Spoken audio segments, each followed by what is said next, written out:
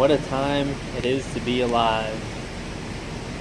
Well, if you were watching the Georgia Tech Florida State game this weekend on ESPN, you would have heard the announcer say that. I was actually at that game, and I was sitting in the corner of I guess it was the north side end zone, right where number 17 broke the plane at the end of the game. And I've subsequently watched the replay of the game, or at least parts of it. That play in particular, and I was really fond of just the commentating in general. I thought that guy, I don't know who the announcer was, but he really did that moment justice in his with what he his delivery and what he said. I really felt like it really was maybe it was one heck of a moment. Before I go into sharing my thoughts about the game, I want to say that Bobby Dodd Stadium is really quite an experience. If you're a fan of college football, not just of like a certain team, but of the sport itself, and you haven't attended a night game at Bobby Dodd Stadium, I highly recommend that you look at the schedule. I mean, there's still a couple games this year, but I know it might be a bit short notice, but I would definitely highly recommend looking into getting down there sometimes, because I know it's not up there with with the Swamp or the Horseshoe or Death Valley, the Death Valleys, or the Big House. I know it's not commonly put up there with stadiums of that size and magnitude, but I mean, it's a pretty small stadium. I think it holds about 55,000. But obviously I went there for a big game against a top 10 team, and they were, it was homecoming, so obviously that probably contributed to the environment quite a bit. I'm sure that not every game as the crowd isn't as pumped up or excited, but they were that night. It got really loud in there. It was really fired up. The atmosphere was great. The home crowd was really good. And I got to say, the FSU fans, there were quite a bit of them too. I'd say probably between like about a fourth or fifth of the stadium was FSU fans. The section I sat in was pretty much, I'd say, 75 to 80% FSU fans, maybe closer to 85%. But the FSU fans also contributed a lot to the atmosphere. They were.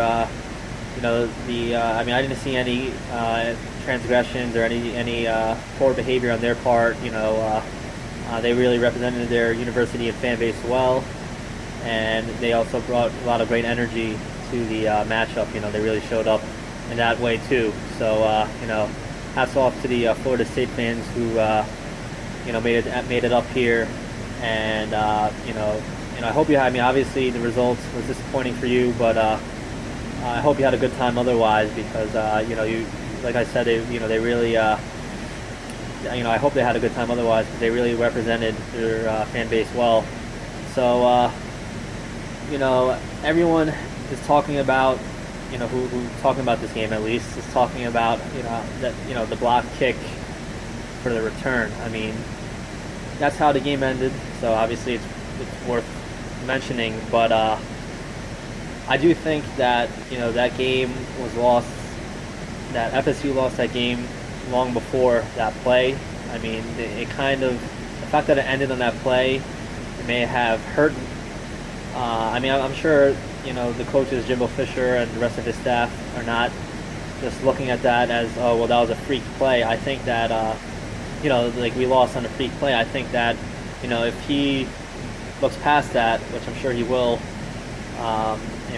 He has a national championship, so he obviously knows quite a bit more coaching than I do. So, from what I saw, my observations was that FSU really lost that game in the trenches, particularly on offense. Georgia Tech really shut down their running game.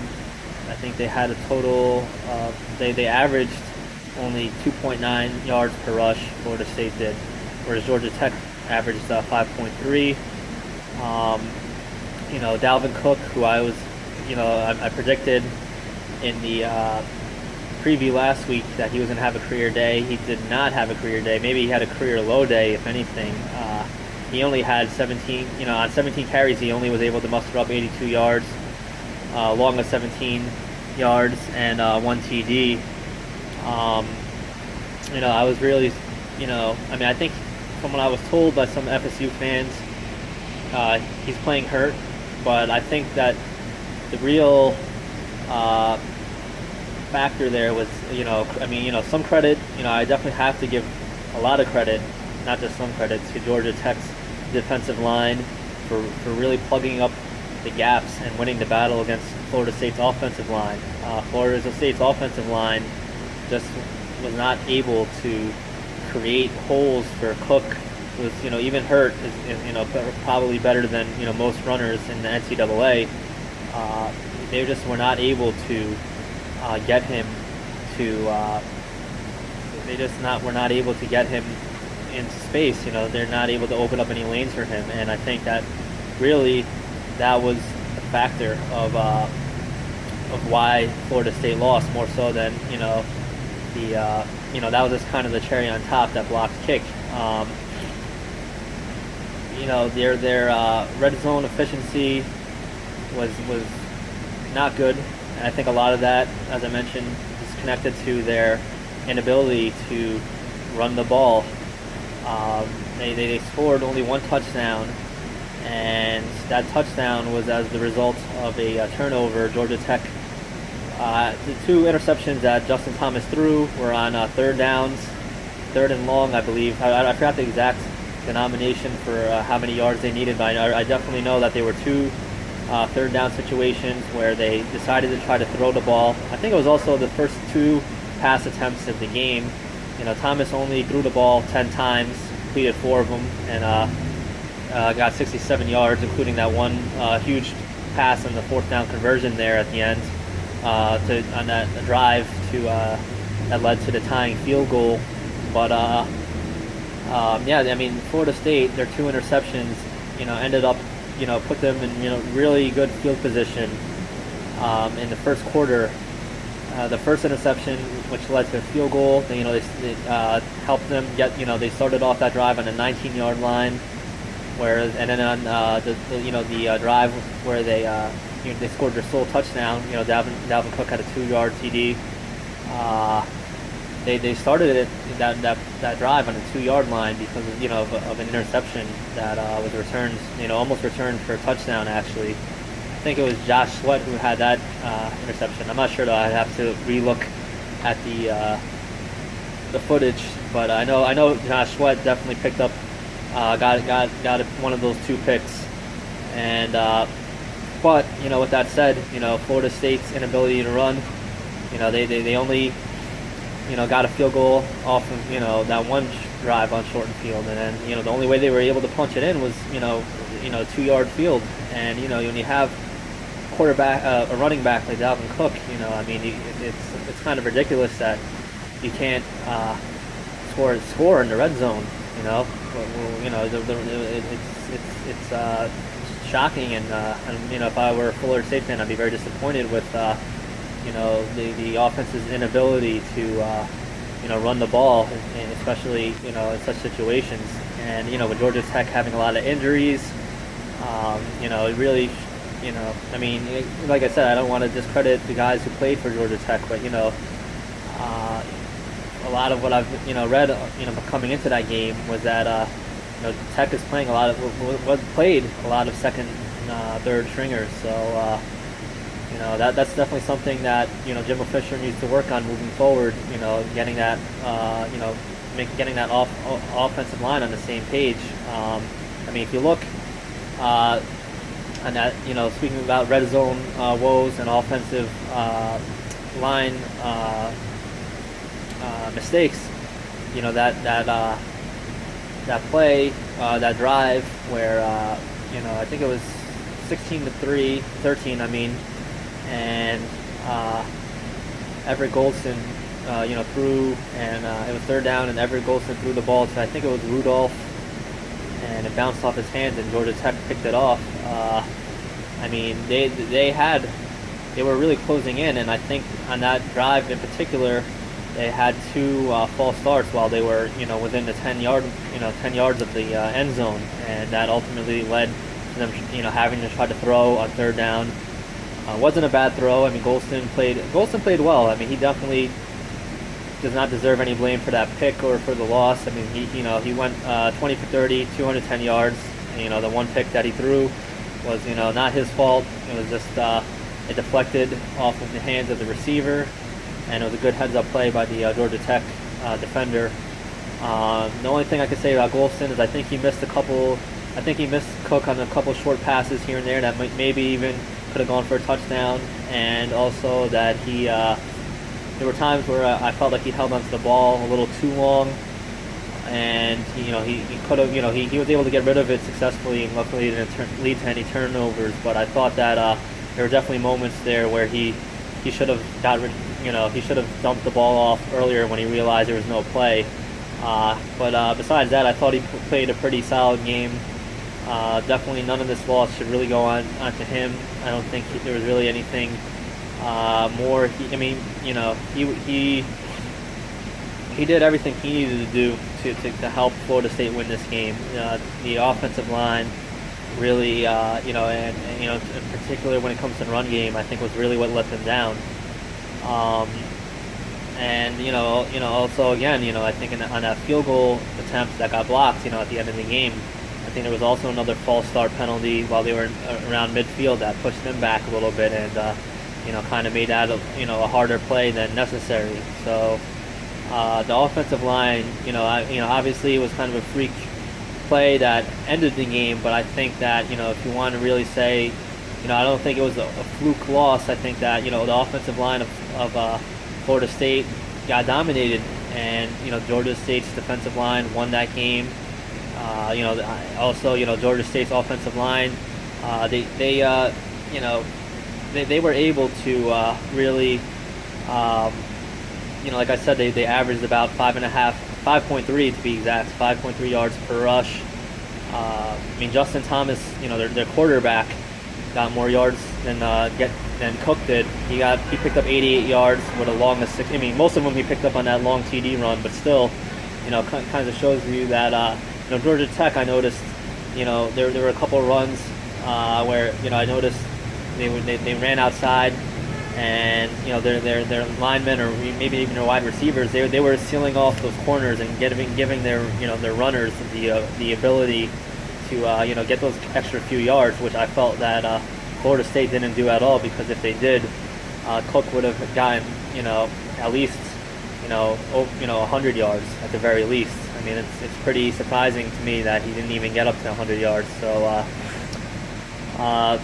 it was one heck of a game. Like I said, the environment is great. Even if the game was ended up being a bit of a dud, had it ended up being a dud, it still would have had a great experience. There's really nothing more I can really say than Bobby Dodd Stadium at night is a really outstanding venue to watch the game. It's an old stadium. I think it's the oldest on-campus stadium in the country, but it doesn't feel old. I went to Wrigley a couple months ago, and don't get me wrong, I like Wrigley. It's a great place and it has its charm, but at the same time, I definitely felt like when I was in there, wow, this is a really old stadium.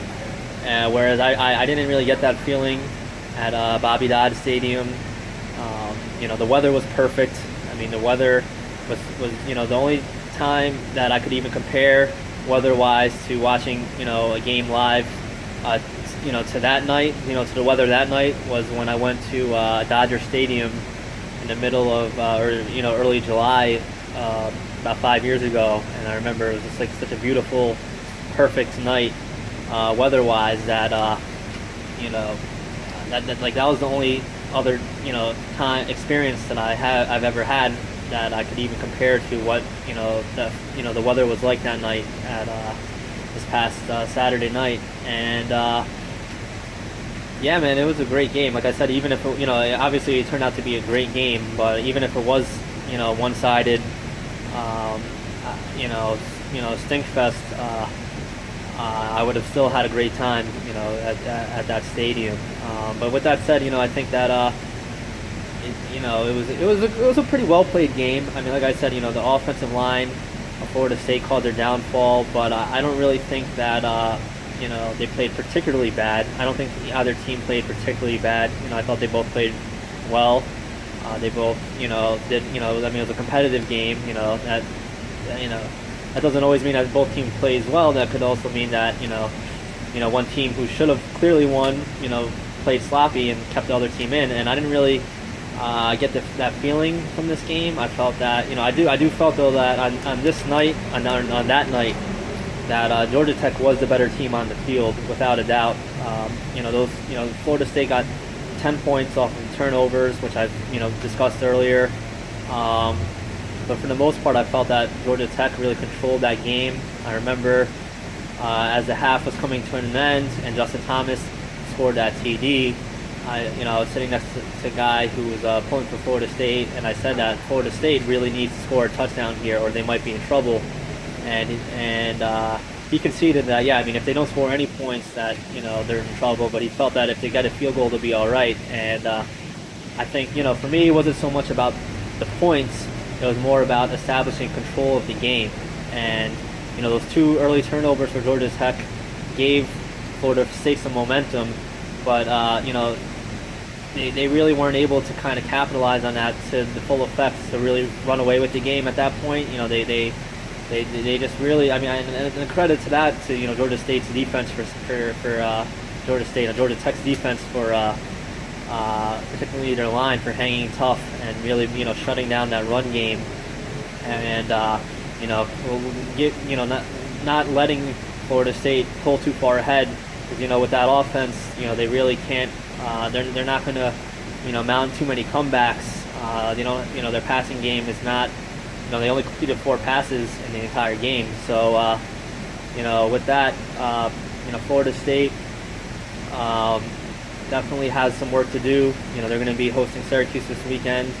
Georgia Tech is going to be playing in Virginia, and it'll be interesting to see how these teams react. From Georgia Tech, this game is definitely their first ACC win of the year, and they're going to. It's going to be really interesting to see how they react moving forward. And same for Florida State. I'm really interested in seeing how they're going to try to bounce back from this game, what adjustments they're going to make, and just how I mean, they have a game versus Syracuse this week. I think it's a very winnable game, highly winnable game, especially since it's at home. And then after that, they're going to be playing in Death Valley at Clemson's Death Valley, which Clemson is looking good right now. And I don't know, coming off of a tough loss, a very deflating loss. They obviously have their struggles, and then also they have to look forward, a week from now to probably the toughest team on their schedule.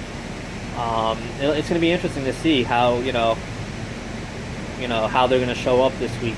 Are they going to be deflated from the week last week? Are they going to be worrying too much about Clemson next week? I don't really know. Maybe losing to Georgia Tech might help them this game, because at least maybe it takes a little bit off the pressure off them. I don't know, but we'll have to see this weekend when they play Syracuse. It was a really great weekend, a great experience. I really, Georgia Tech fans were really great. After the game, they were, we had a lot of great talks, and they were obviously very happy with the big homecoming win. And I also have to give credit to all the Florida State fans. They were class acts all the way through from the beginning of the game. They were supportive of their team, and they were loud, but they weren't being obnoxious about it at all.